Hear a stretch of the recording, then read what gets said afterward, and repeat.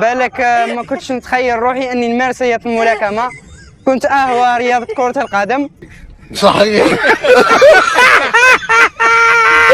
ولكن صادفني الحظ اني في يوم من الايام نقلت قاعه ملاكمه وين عجبتني ذيك القاعه وبديت نمارس الرياضه. غادي تريح ولا غادي نمارس شي حاجه اخرى؟ من المدرب تاعي اللي هو محمد شعوة، المدرب الشخصي اللي اقنعني بهذه الرياضه، قال لي انت ان شاء الله تولي شامبيون اولمبيك. انا ما على باليش باللي وشنو هي شامبيون اولمبيك وشنو ما على باليش.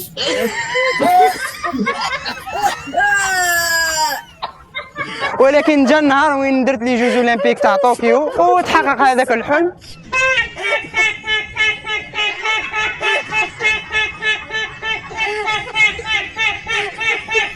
من قبل اللجنة الأولمبية الدولية، وقد بررت رابطة الملاكمة آنذاك قرارها باستبعاد الملاكمة الجزائرية واللاعبة التايوانية يو تينغ لين من بطولة العالم 2023 بأن الاختبارات كشفت بأن كروموسومات الذكورة لديها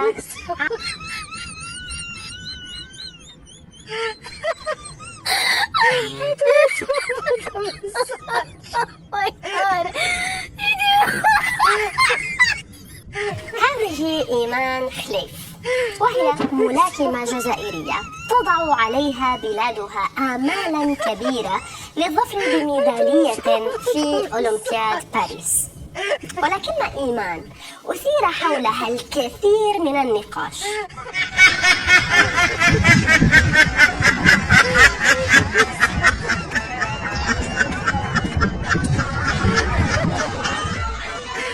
وتريبيلت عمر والناس برا ذانك تيبورتي.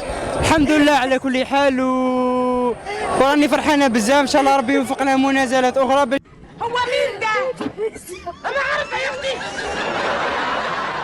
منازله كانت في المستوى، كنت قادر نحبس المنافسه تاعي وين ما كانتش في المستوى تاعي، ولكن حبيت نمتع الجمهور.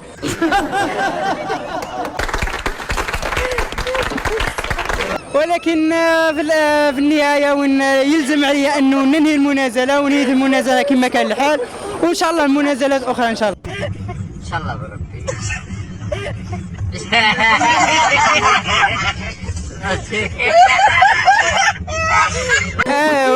اليوم قلت لك بغيت نوريكم طعام خاص الملاكمه، المستوى اللي رانا فيه الحمد لله، ومازال ان شاء الله تزيدوا تشوفوا صوره اخرى.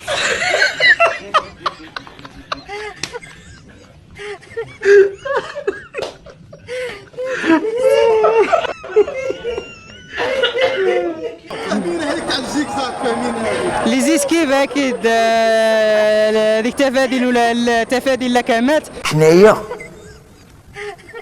عاودي هذيك تفادي ولا التفادي اللكمات.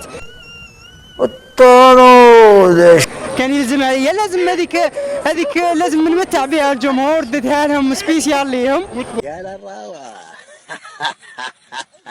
هذه إيمان خليف، وهي ملاكمة جزائرية تضع عليها بلادها آمالا كبيرة للظفر بميدالية في أولمبياد باريس.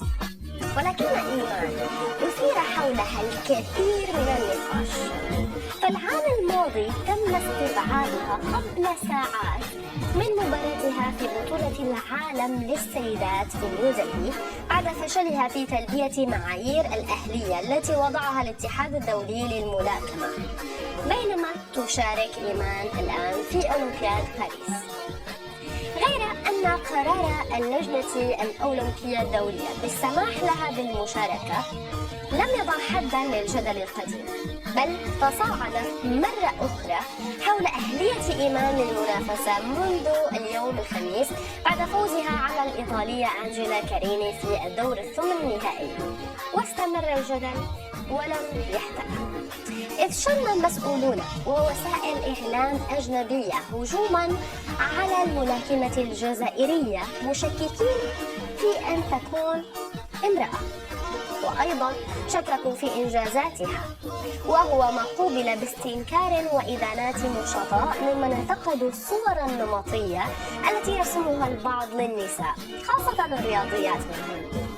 وندد البعض بما وصفه بالمعايير التي تخترق خصوصية اللاعبات بلا أدنى اعتبار لمشاعرهن أو التشكيك في نجاحاتهن لمجرد أنهن خالفن الصور النمطية.